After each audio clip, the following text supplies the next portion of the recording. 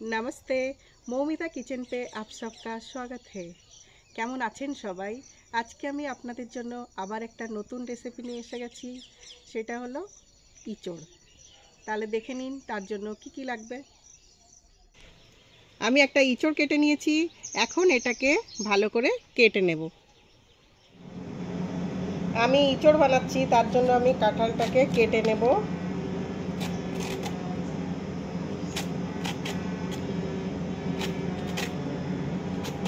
খোসাটা ছাড়িয়ে নিচ্ছি ভালো করে।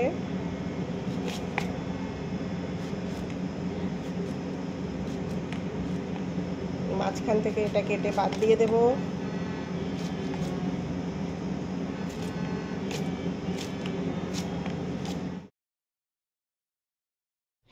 ইঁচড়ের জন্য দেখুন কি কি মশলা লাগবে।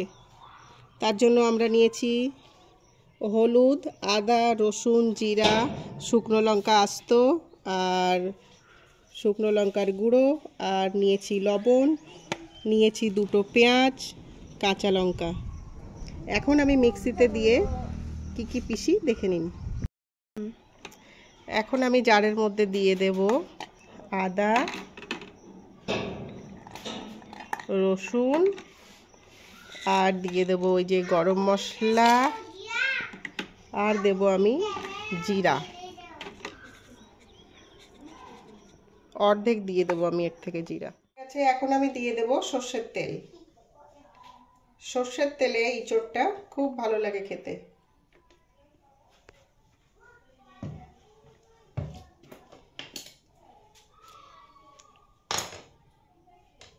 তেলটা একটু গরম হতে দিন।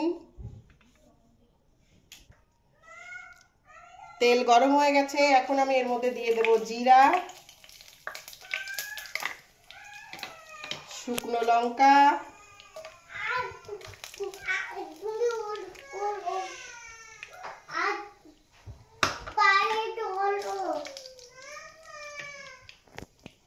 দিয়ে দেব এর মধ্যে পেঁয়াজ,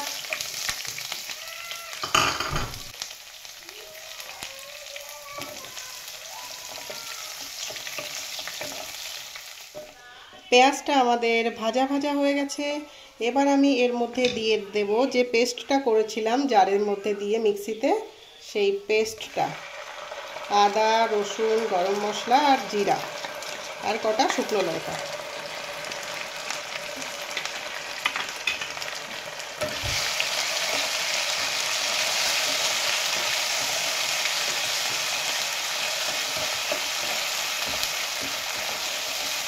মশলাটা একটু ভাজা ভাজা হোক।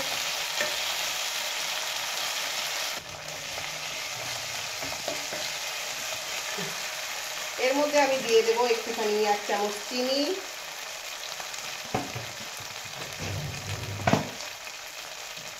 দিয়ে দেবো কটা কেটে রাখা কাঁচা লঙ্কা,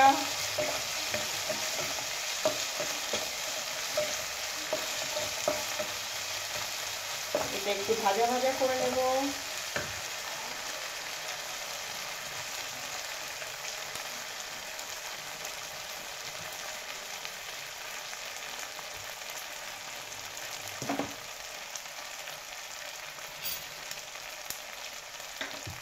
এর মধ্যে এখন আমি দিয়ে দেব লবণ, স্বাদ মতো দেবেন। এখন আমি দিয়ে দেব হলুদের গুঁড়ো, এর মধ্যে দিয়ে দেব কাশ্মীরি লঙ্কার গুঁড়ো,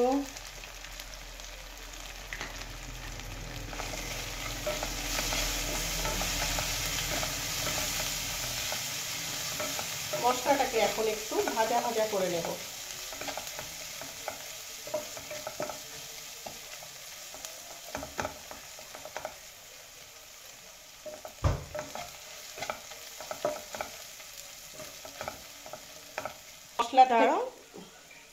মশলাটা আমাদের ভাজা হয়ে গেছে, মশলার থেকে তেল ছেড়ে দিয়েছে।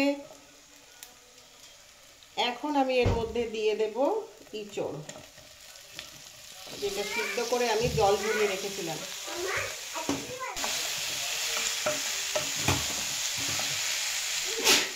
এর মধ্যে আমি এখন দিয়ে দেবো একটুখানি কাঁচা তেল, সর্ষের তেল।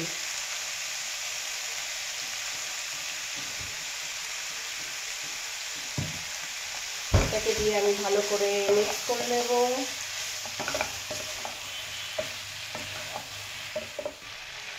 ইঁচড়টা একটু ভাজা ভাজা হয়ে যাক ততক্ষণে আমি একটা প্যানে করে গরম জল বসিয়ে দিয়েছি। গরম জলটা ইঁচড়ে দেব। ভাজা ভাজা হয়ে গেছে, কষানো পুরো কমপ্লিট ইঁচড়। এখন আমি এর মধ্যে দিয়ে দেব গরম জল।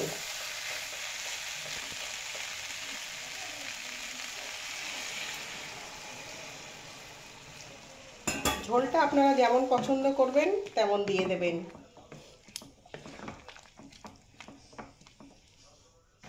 ইঁচড়টা এখন ফুটে উঠেছে, টকবক করে ফুটছে। এখন আমি এটা ঢাকন দিয়ে ঢেকে দিয়ে দেব 5 থেকে 7 মিনিটের জন্য। আমি এখন ঢাকনটা খুলে দেখে নেব। দেখুন আমাদের ইঁচড় প্রায় কমপ্লিট হয়ে এসেছে, কারণ কি এটা আগের থেকে সিদ্ধ করা ছিল। একদম ইঁচড় সফট হয়ে গেছে। আর এই তেজপাতাগুলো এর ফ্লেভার তো তরকারিতে এসেই গেছে, ওই জন্য এগুলো আপনারা বাদ দিয়ে দিতে পারেন, উঠিয়ে ফেলে দিতে পারেন।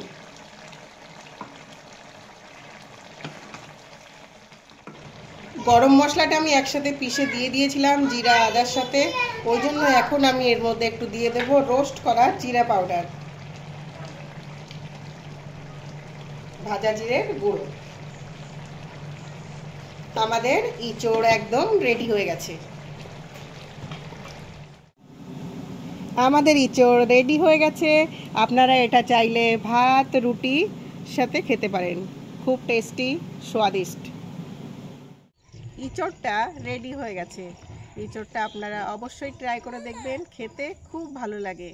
আমার রেসিপি যদি ভালো লেগে থাকে লাইক শেয়ার সাবস্ক্রাইব অবশ্যই করবেন। সবাই সুস্থ থাকুন, ভালো থাকুন। Thank you.